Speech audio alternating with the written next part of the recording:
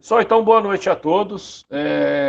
Dando continuidade na parte de registro de candidatura, na semana passada nós tratamos sobre a parte procedimental do registro de candidatura e hoje nós abordaremos a parte processual desse mesmo registro de candidaturas.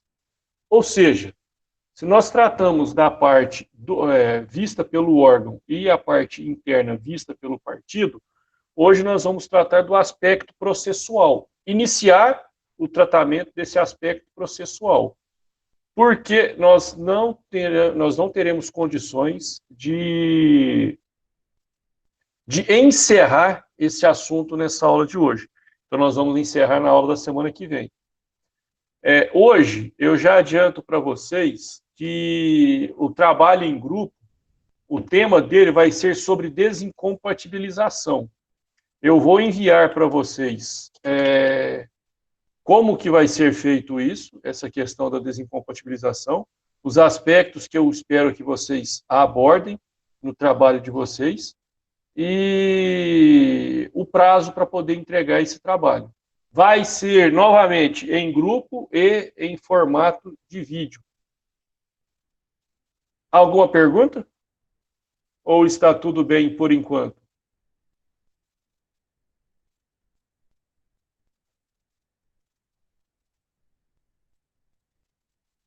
Ok. Então, vamos iniciar essa parte processual do registro de... Carinhoso eu sempre sou. Se eu falar que o prazo é para o dia 3 de julho, é carinhoso ou nada carinhoso?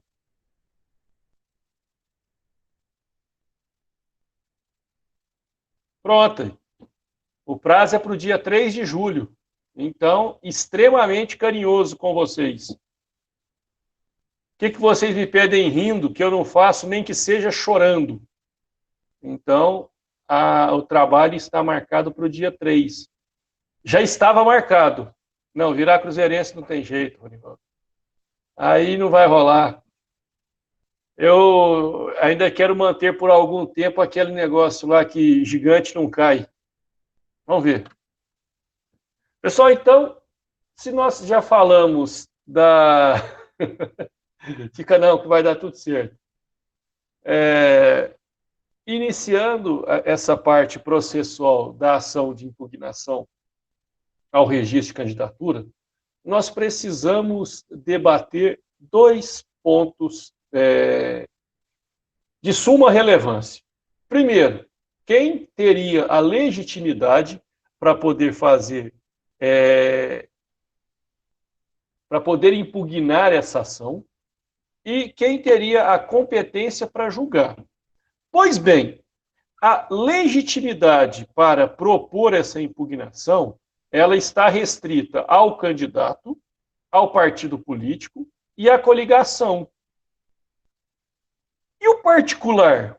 O cidadão que não concorre a nenhum cargo eletivo, mas que sabe de alguma circunstância que traz à tona a inelegibilidade ou ressalta aspectos de ausência de elegibilidade. E ainda, algum particular que saiba de um descumprimento de requisito legal que impeça que aquele determinado candidato receba votos. Então, pessoal, muito embora o cidadão comum, não concorrente a cargo eletivo, ele não tenha essa legitimidade para impugnar o registro de candidatura, o legislador, mais a bem da verdade, o próprio TSE, ele tem formado entendimento que nós possuímos duas formas de trazer à tona o debate quanto ao deferimento ou indeferimento de candidatura. A mais completa, a que é objeto da nossa área de estudo, e aquela que é dotada de um aspecto contencioso, é essa daqui. Em contrapartida, muito embora o cidadão comum ele não tenha o interesse político eleitoral, ele ainda assim pode contribuir noticiando ao TRE, à Justiça Eleitoral, uma causa de inelegibilidade, e aqui, essa terminologia aqui, ela é mais ampla e não seria mais ampla, ela é menos abrangente do que aquilo que ela se propõe. Porque eu não só noticio condições de inelegibilidade, eu posso noticiar também condições de ausência de elegibilidade. Eu posso noticiar também a ausência de requisitos legais que impeçam a recepção de votos. Então, tudo que impede que determinado candidato tenha o seu registro deferido é uma hipótese de notícia de inelegibilidade. Ainda que a consequência lá ao final, se tudo for como pretende o noticiante, não seja a inelegibilidade. Se eu obter êxito em impedir a candidatura desse candidato, já cumpriu o papel de que se espera dessa notícia. Então, hoje, nós vamos tratar muito brevemente essa notícia de inelegibilidade e nós vamos abordar a primeira parte, de um total de 2 partes, dessa ação de impugnação de registro de candidatura. Certo? Então, vamos iniciar pela notícia de inelegibilidade. Aqui, pessoal, o que é importante a gente ter em mente? Um conceito básico para a gente não cair em armadilhas.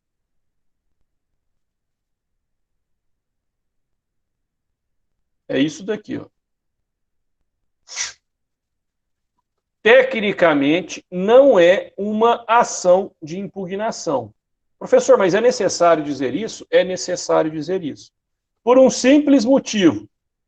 Aqui, via de regra, eu não terei uma parte contrária.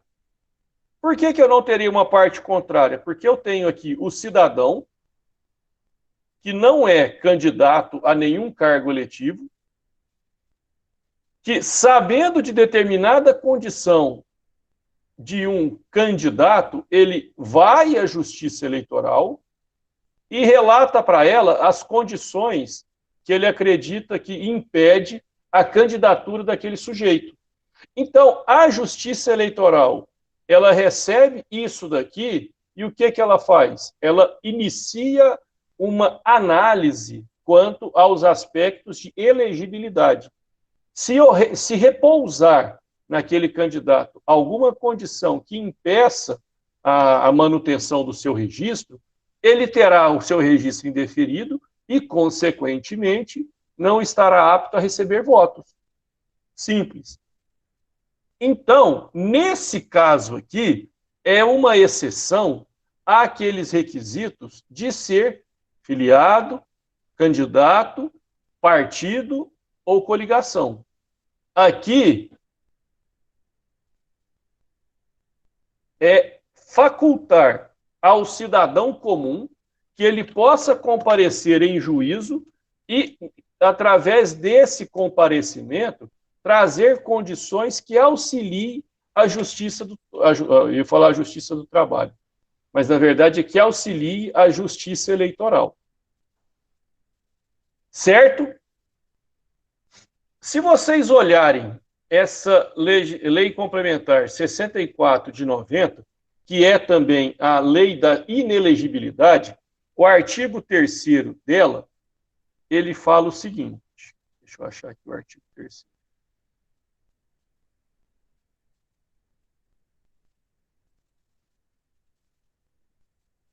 Caberá a qualquer candidato, a partido político, à coligação ou ao Ministério Público, no prazo de 5 dias contados da publicação do pedido de registro de candidato, impugná-lo em petição fundamentada.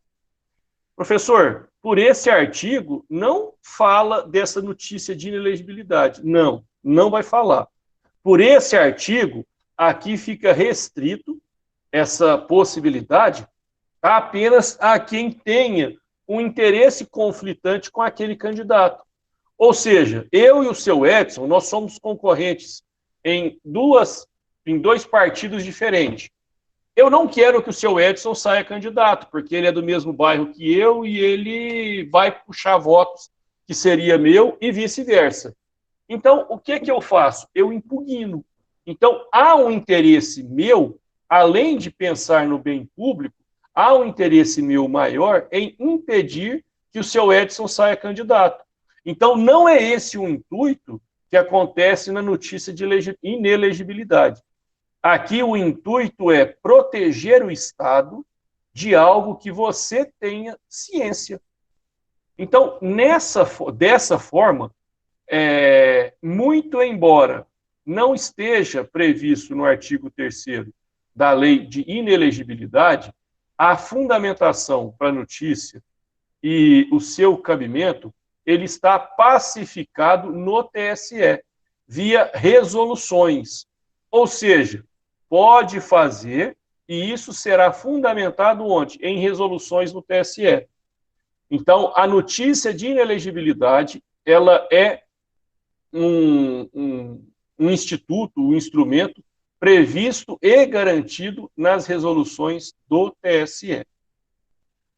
Pois bem, só que existe uma obrigação, na verdade várias, nós vamos tratar aqui de duas preponderantemente.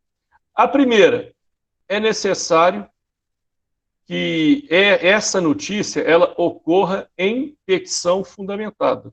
Professor, se não é necessário a participação de um advogado, se basta a comunicação pelo particular, como que eu posso exigir dele uma petição fundamentada? Aqui, pessoal, a fundamentação que é exigido pelo TSE é algo que cria um lastro entre a conduta e o objeto que se espera no final. Vamos pegar um exemplo de um funcionário que não se desincompatibilizou no prazo correto. A notícia vem no sentido de falar, fulano de tal tinha que ter se desincompatibilizado no dia tal e ele somente foi desincompatibilizar no dia X.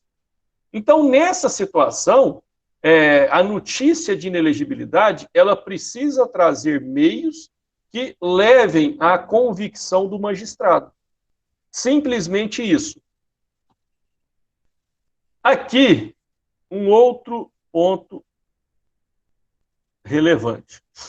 Aqui é vedação ao anonimato. Eu não posso, então, fazer uma notícia apócrifa. Eu não posso fazer uma notícia sigilosa. Aqui eu preciso me expor e preciso apresentar as minhas razões. E por que isso acontece? Porque se quem fez essa notícia tiver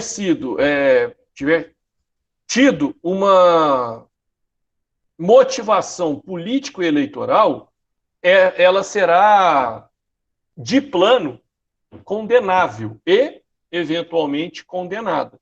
Ninguém pode, dotado de má fé, propiciar, promover uma ação temerária.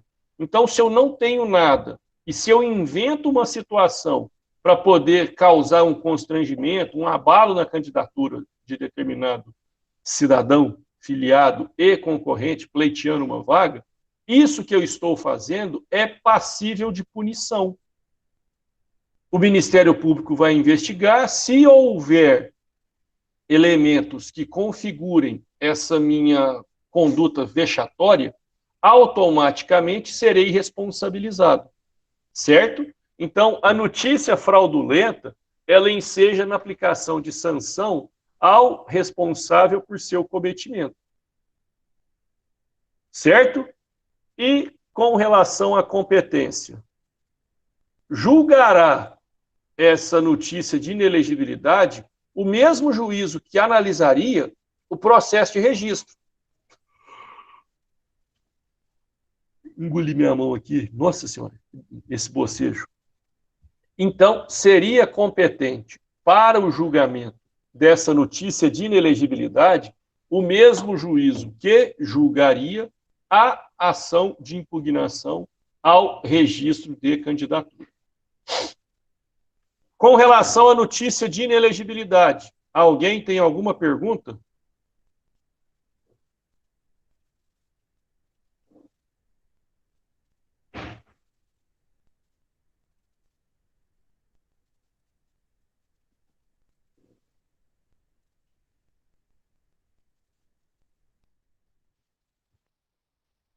Não tendo dúvida, então vamos... Professor, é porque eu estava testando aqui. Deixa eu te fazer uma pergunta. Na primeira questão do trabalho, fala também, né, sobre inelegibilidade, hipóteses de impedimento, alguma coisa assim.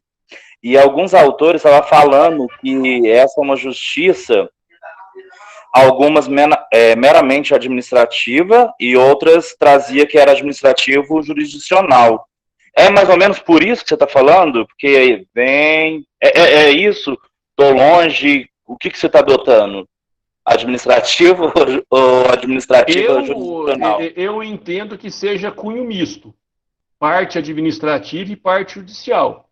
Ela é administrativa até a convenção e a partir do registro de candidatura ela se torna judicial. Essa é a forma que eu entendo.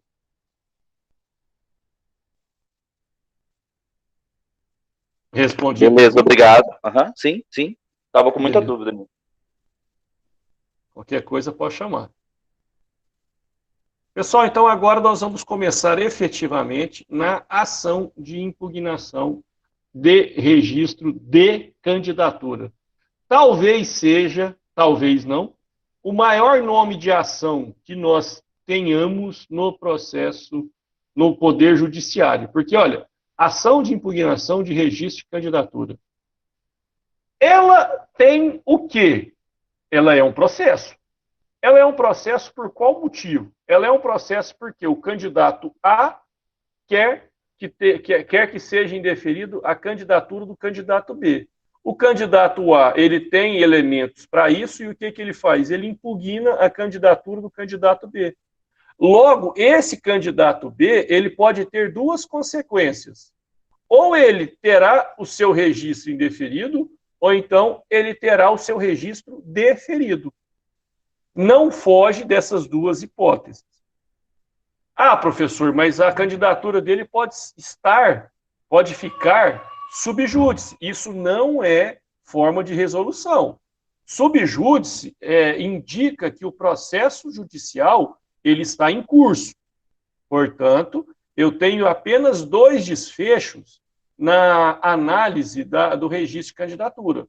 Ou o deferimento e pode participar, ou o indeferimento e não pode participar das eleições. Esse é o ponto comum. Então, é muito correto e é necessário que eu reconheça o caráter beligerante, o caráter contencioso, o ânimos punitivo de uma parte em face da outra. Aqui, eu não tenho, por exemplo, a isenção que existe no registro, propriamente dito. Por quê? Porque no registro, a Justiça Eleitoral, ela não tem intuito de impedir a candidatura do Maxwell. A Justiça Eleitoral, ela vai simplesmente analisar se o Maxwell preencheu os requisitos e se ele está apto. Aqui, no registro, na impugnação, não. Aqui na impugnação, há o ânimo de briga, há uma guerra, há uma atividade beligerante. Aqui eu quero o seguinte, eu quero demonstrar que o Maxwell não cumpriu e que por conta disso ele tem que ter o registro dele indeferido. Então, na impugnação, existe e deve existir esse caráter contencioso. E deve existir por quê, professor? Porque é uma ação. A gente vai ver mais para frente que ela segue as regras, em sua grande maioria, do 319 do CPC. Então, há sim uma expectativa de condenação. Eu não vou mover uma ação simplesmente com o intuito de não pretender o resultado. Eu movo uma ação esperando que, se tudo der certo, o resultado daquela ação será tal. Simplesmente isso. Então, quais são os 3 fundamentos que permeiam essa impugnação ao registro de candidatura? São esses 3 aqui, ó, simples e objetivamente. Via impugnação, eu demonstro condições de inelegibilidade, eu demonstro a ausência de aspectos elegíveis e eu demonstro ou apresento descumprimento de exigência legal. Professor, exemplo. Por essa impugnação, eu posso falar que o Ronivaldo está com os direitos políticos cassados, logo ele está inelegível. Eu posso apresentar uma certidão que comprova, por exemplo, que o Arthur ele não se desincompatibilizou e por essa razão ele não está elegível. E eu posso também apresentar aqui que o Lucas ele deixou de apresentar a sua declaração de bens e a ausência desse documento, quando devidamente intimado o candidato não apresentar, conduz ao indeferimento.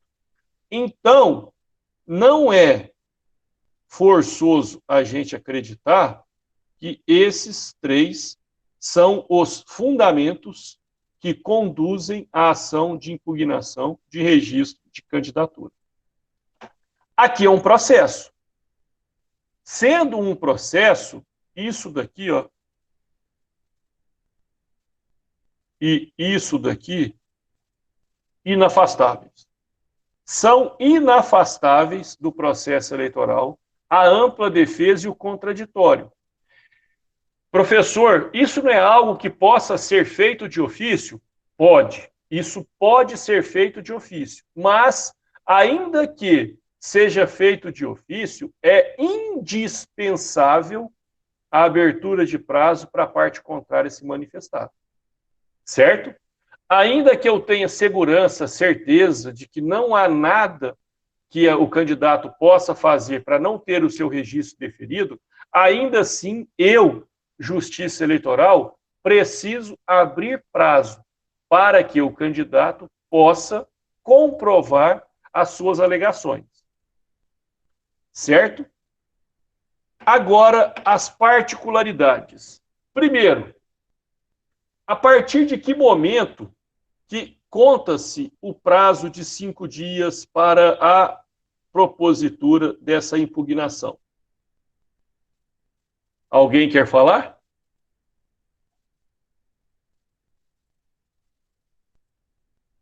Isso aqui a resposta é difícil, gente. A resposta é muito difícil.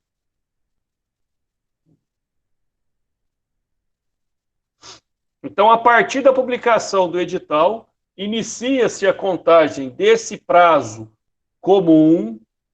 Nunca se esqueçam disso. Prazo comum de 5 dias. É comum a quem? É comum aos partidos, aos candidatos, na hipótese, às coligações e ao Ministério Público. Professor, o prazo do Ministério Público é contado diferente? Não. Na Justiça Eleitoral não há prazo em dobro, não há prazo em quádruplo. Aqui os prazos serão comuns. E por que os prazos serão comuns? Para buscar uma celeridade. Nós vamos entender ali mais à frente que todos os registros de candidatura, eles precisam estar julgados até 20 dias antes da eleição. Todos precisam estar julgados em até 20 dias antes da eleição. E um detalhe, eu tenho 5 dias. Esse prazo, ele é decadencial e peremptório.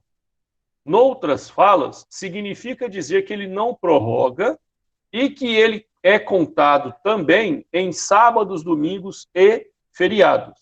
Então, eu fujo da regra do processo civil em que a contagem dos prazos ela aconteça apenas em dias úteis, certo? E outra coisa, muito importante não, né? Muito importante. Se eu não fizer essa impugnação nesse prazo de 5 dias, automaticamente eu perderei o direito de questionar. Precluiu. Inês é morta. O direito não protege aqueles que dormem. Portanto, muito importante. Esse negócio de aula ao vivo, gente, é complicado. Portanto, não esqueçam dessa condição da preclusão. Vou até colocar de outra cor aqui. Não esqueçam dessa condição da preclusão e, por favor, não se esqueçam dessa condição do prazo comum. São dois aspectos de extrema relevância e que auxiliarão vocês no estudo da impugnação. Até aqui, perguntas? Seu Edson, Ana Letícia, Arthur, Ronivaldo, Thales, Cláudio, Maria Fernanda, Marília, Rodrigo. Alguém tem alguma pergunta? Ou está tudo, por enquanto, ok? Então, ok.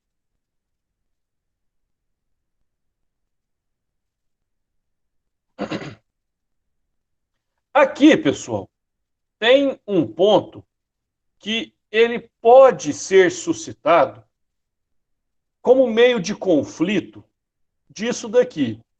E é necessário a gente dividir. Então, guardem bem, quando não arguído em tempo. Aquilo que não for arguído em tempo, enseja a preclusão. Só que nós temos uma outra prateleira, que seria as condições supervenientes. Ou seja, sabe aquelas condições que não existiam no momento do registro da candidatura? Pois bem, são condições que alteram essa realidade.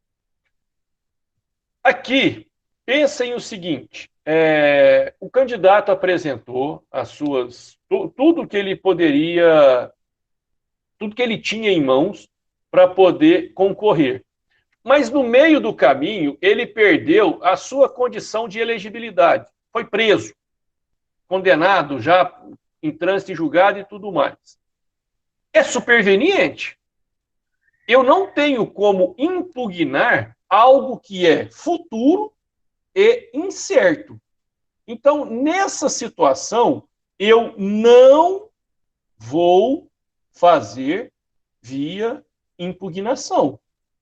Então, se é um fato futuro e incerto, eu não vou poder, naquele prazo de 5 dias comum, falar, excelência, o Arthur, ele está respondendo um processo que ele está concluso com o relator lá no STF e que, se for julgado, ele pode ser preso, logo a sua candidatura deve ser indeferida. Não.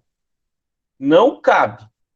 Eu só faço, via impugnação, aquilo que, naquele momento, esteja presente. Aquilo que não for presente no momento da impugnação, eu não posso fazer depois. Professor, mas se acontece isso, eu fico sem ferramentas? Não. Em se tratando de condições após ao registro de candidatura, o correto seria isso daqui. Recurso contra expedição de diploma. E isso daqui está no artigo 262 do Código Eleitoral. O caput do 262, ele fala assim: o recurso contra expedição de diploma caberá somente nos casos de inelegibilidade superveniente ou de natureza constitucional e de falta de condição de elegibilidade. Ou seja, questão de ordem pública, aquelas matérias não passível de preclusão, elas podem ser suscitadas. Então, pessoal, o que isso daqui é um exemplo de uma condição constitucional que eu posso fazer mesmo depois da impugnação? Todos vocês sabem que o cargo de presidente ele é privativo de brasileiro nato. Vamos supor que numa viajada geral tenha passado a candidatura de um argentino. Eu descobri que ele era argentino, o que, que eu fiz? Já não tinha mais o prazo para poder impugnar. Já não tinha mais o prazo para poder fazer a notícia de inelegibilidade. O que, que eu vou fazer?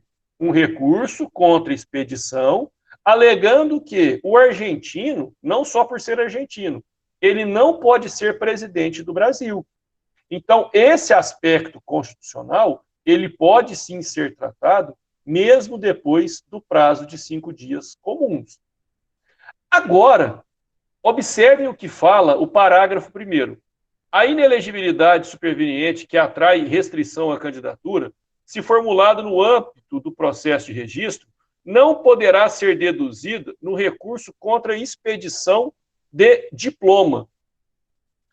Aqui é o seguinte, eu tenho duas interpretações para esse parágrafo.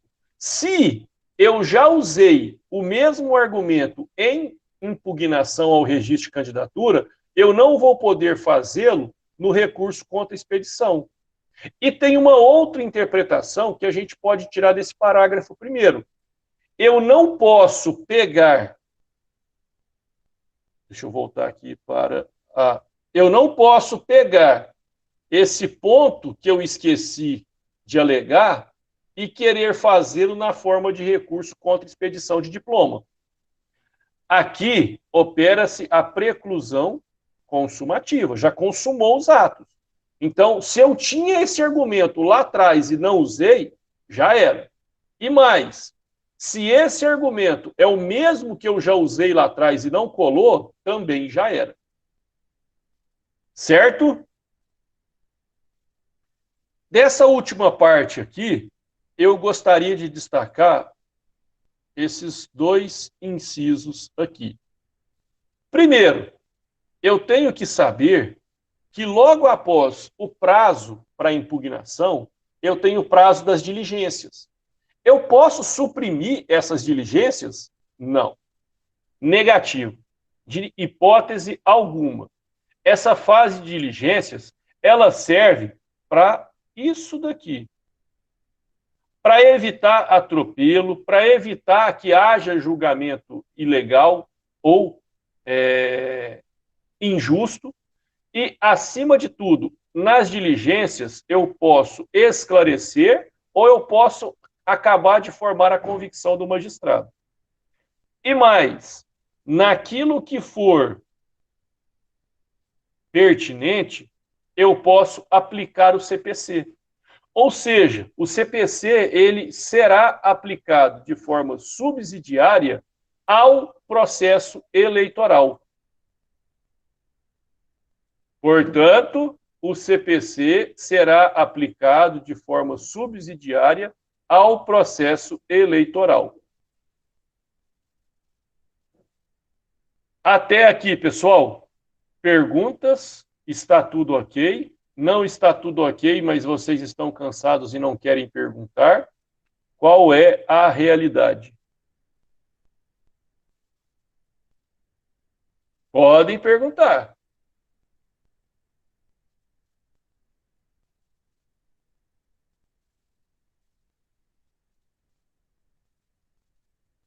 Vou considerar que esteja tudo ok. Obrigada. Obrigado também, seu Edson. Eita. Aqui, pessoal, é mais do mesmo. É eu repetir para vocês que a justiça eleitoral, ela é uma justiça que ela tem que ser célere. Ela tem que ser célere por quê? Porque nós precisamos entender que no dia 15/8,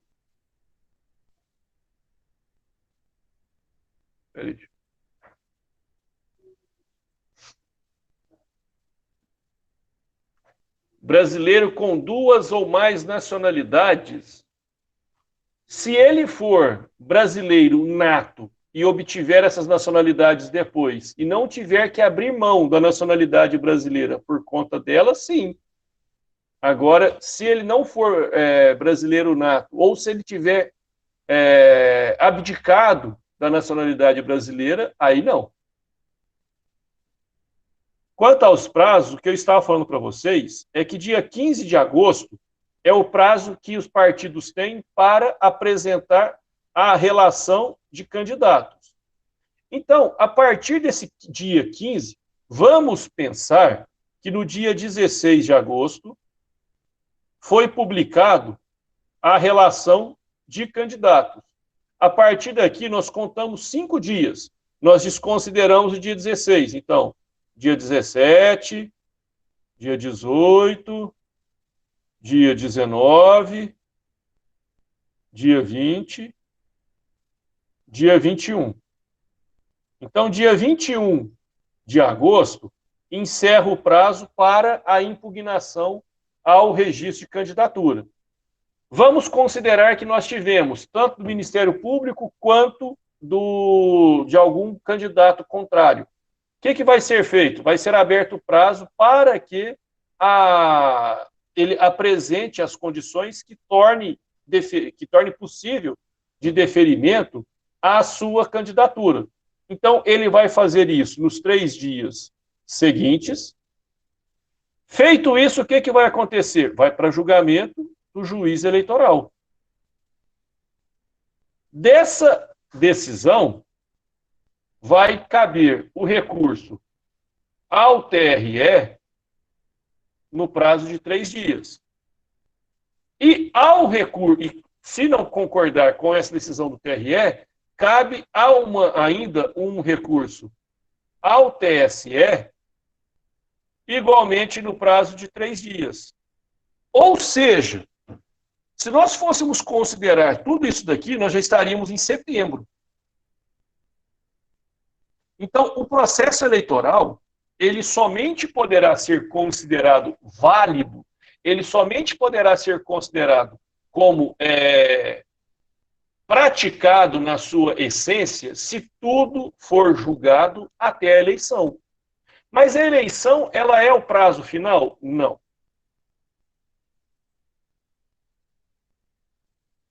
Todos os registros de candidatura, impugnados ou não, precisam estar julgados até 20 dias antes da eleição, valendo um doce de batata doce, para quem acertar. Por qual o motivo desse prazo de 20 dias? Porque são 20 dias, e não são 19, ou não são 21 dias, são 20 dias. Por qual motivo esse prazo? Valendo um doce. Antes do primeiro turno. 20 dias antes do primeiro turno.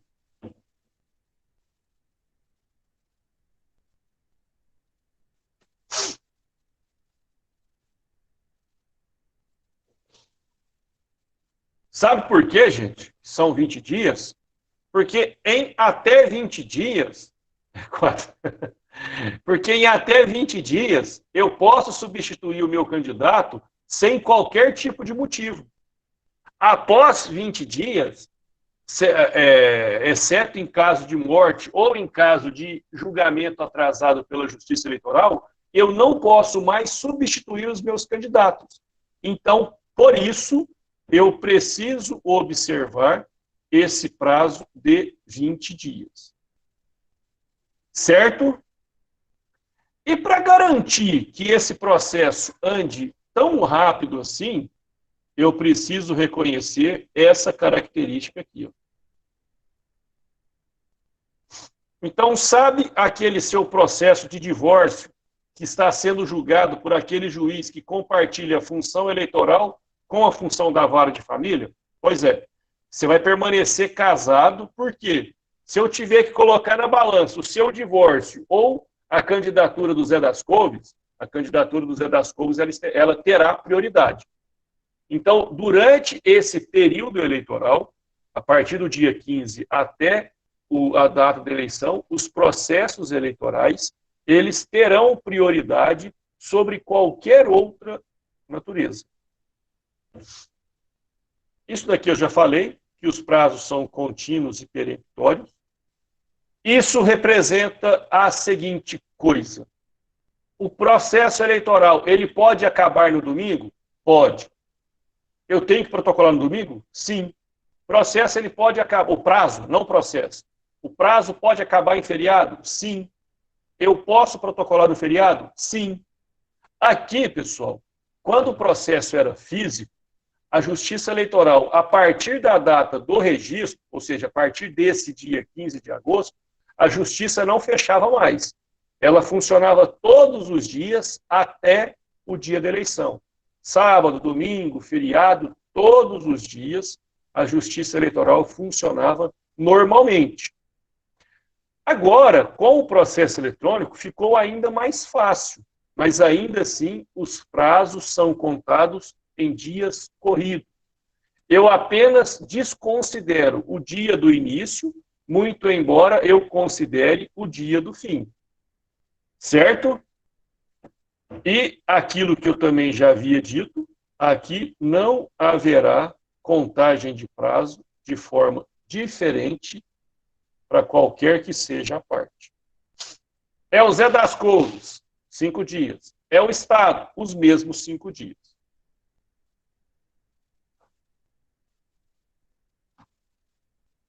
Essa pergunta eu já fiz lá atrás. Só que eu fiz, a partir de qual momento eu posso impugnar? Eu posso impugnar a partir da publicação. E a minha impugnação, assim como qualquer outro processo, ela inicia-se como uma petição inicial, dirigida ao juiz competente e contendo todos os elementos do 319, exceto valor da causa. E por que que não consta o valor da causa? Porque é uma ação que não tem sucumbência e, consequentemente, não haverá condenação pecuniária.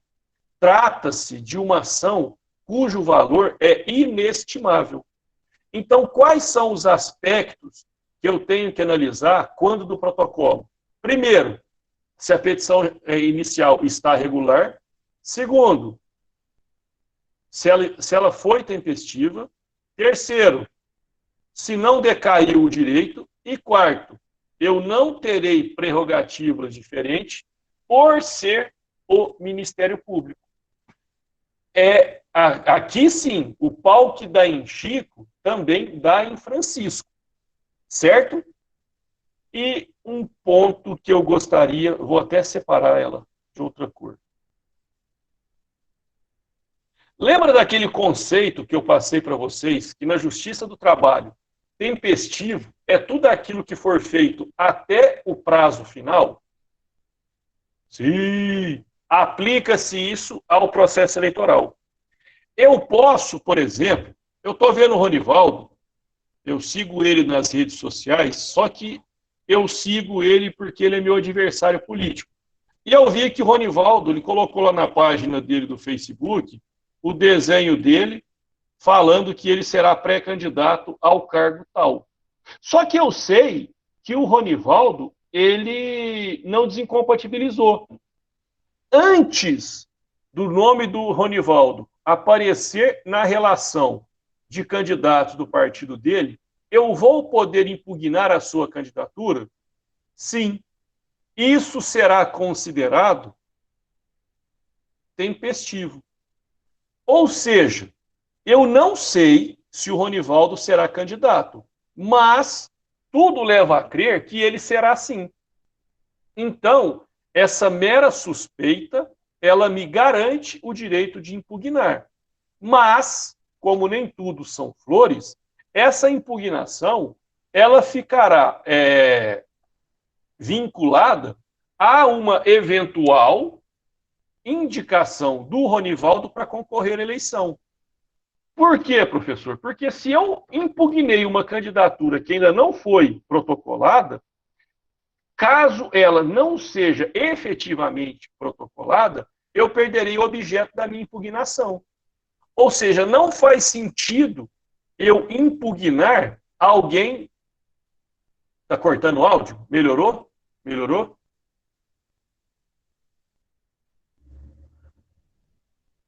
Vou repetir aqui para o Arthur, ver se melhora para ele. Então, Arthur, o que eu falei é que uma impugnação feita antes do protocolo, ela fica vinculado ao efetivo protocolo. Porque, por exemplo, pegando esse exemplo do Ronivaldo, o Ronivaldo ele se apresenta como pré-candidato, mas até que seja protocolada a sua candidatura, ele não é candidato.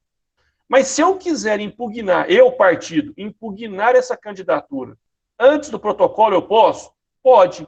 Mas se, porventura, aquele protocolo não constar o nome do Ronivaldo, a minha impugnação perdeu efeito.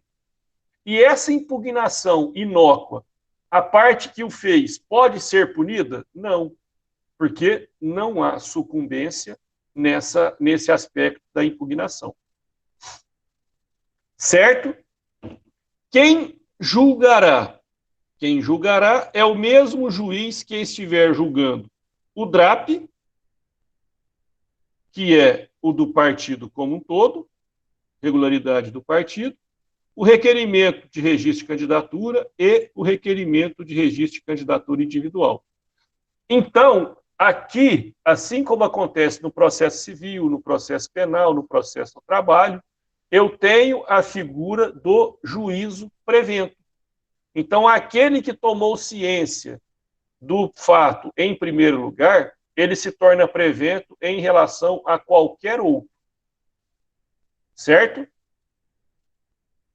Até aqui, alguma pergunta?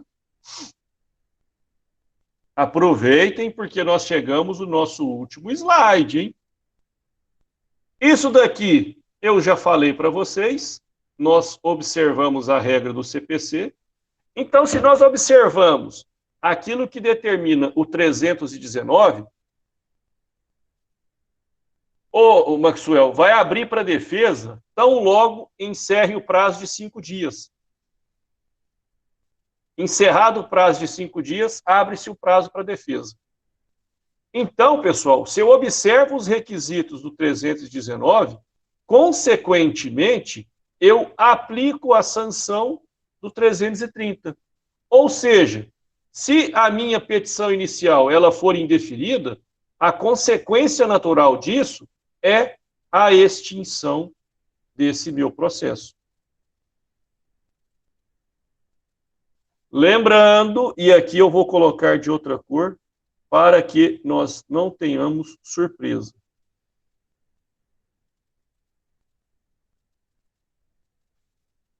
Eu não preciso colocar o valor da causa, porque é uma ação inestimável, é uma ação em que não há condenação e sucumbência. E aqui, pessoal, eu termino com uma perguntinha. Qual é o objeto jurídico tutelado?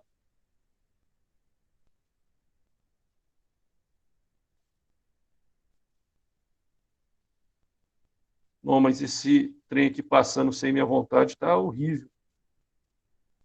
O objeto jurídico tutelado é o próprio registro de candidatura.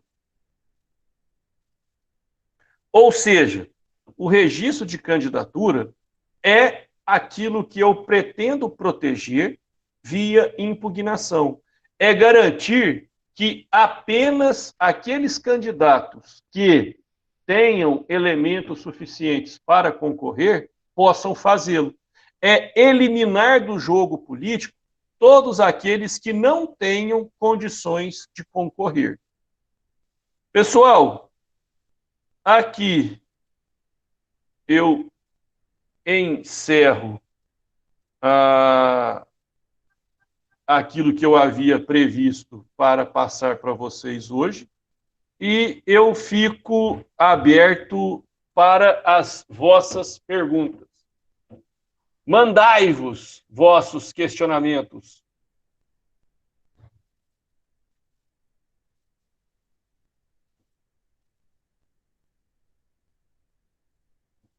Espera aí que sumiu aqui para mim.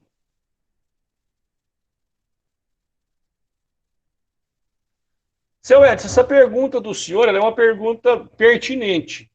Aqui depende muito. existe uma prerrogativa que o advogado tem, que é de não ser processado por aquilo que ele defende. Então, exceto se houver um exagero nesse exercício, não haveria elementos suficientes para uma ação de dano moral. Mas isso não está afastado. Vamos supor o seguinte: eu sou seu concorrente, eu imponho ao senhor uma conduta vexatória, eu atribuo ao senhor um cometimento de um crime, e o senhor fica moralmente abalado na sociedade por conta disso. Nada impede que o senhor ajuize uma ação pedindo uma indenização por danos morais fundamentado nessa minha manifestação. Mas de ter uma consequência lógica, de, já que eu não sou candidato, o partido me usou, vou processá-lo. Isso não.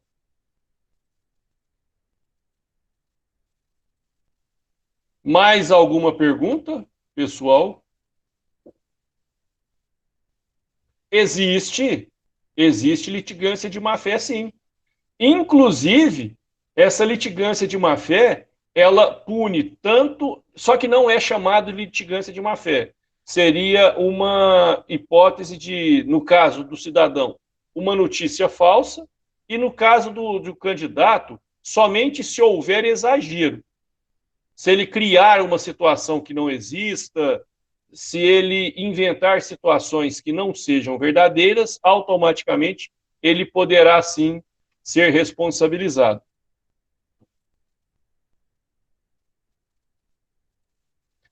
Ronivaldo, essa sua pergunta é algo que eu não gostaria de responder, porque hoje seria um chute. Eu, João Paulo, acredito que essa eleição acontecerá. Como? Não faço ideia. Não faço ideia mesmo. Mas, em uma hipótese de sofrer uma alteração e não acontecer na data esperada, os prazos serão prorrogados. Eu entendo que a desincompatibilização, ela tem uma regra objetiva e vocês falarão sobre ela. Então, mantendo essa objetividade e não criando situações que favoreçam apenas uma parte ou apenas determinado candidato, eu imagino que as condições serão equânimes para todos. Mas eu espero, já era para ter havido um movimento maior se não fosse para acontecer, eu espero que as eleições aconteçam da forma como foi planejado, no dia 4 e no dia 26. Acho que é 4 e 26, deixa eu só confirmar aqui. 4 e 25. Eu espero que aconteça.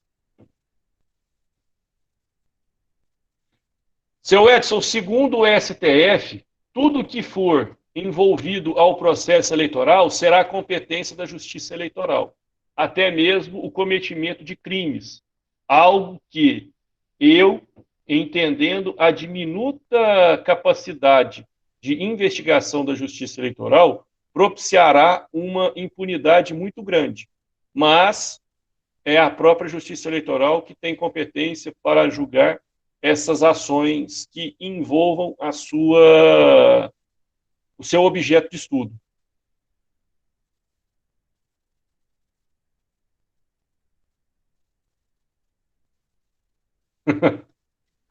Ou passamos para esse método inquisitivo, inquisitivo, punitivo e executivo.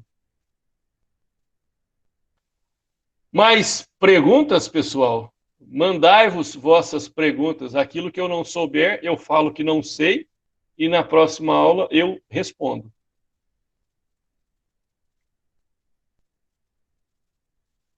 Não havendo mais perguntas, vou interromper a gravação. Uma boa noite a todos vocês, uma excelente semana. Acompanhem aí as redes sociais, o WhatsApp. Vou mandar lá para a Rafaela e para o Ronivaldo para eles disponibilizarem para vocês as informações sobre o trabalho. Certo, gente? Então, um grande abraço para vocês. Fiquem todos com Deus. Até